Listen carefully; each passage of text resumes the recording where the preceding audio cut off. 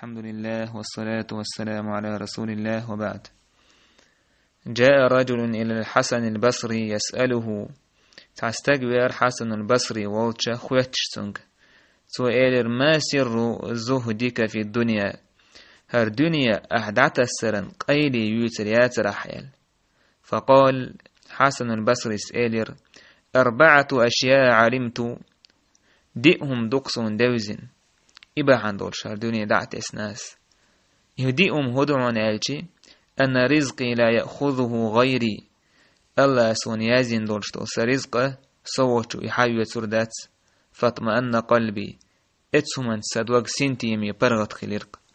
وعلمت أن عملي لا يقوم به غيري سون خير سعمل قيتو إيريوتي فاشتغلت به وحدي سندل سي عمل يسول ولرقصو.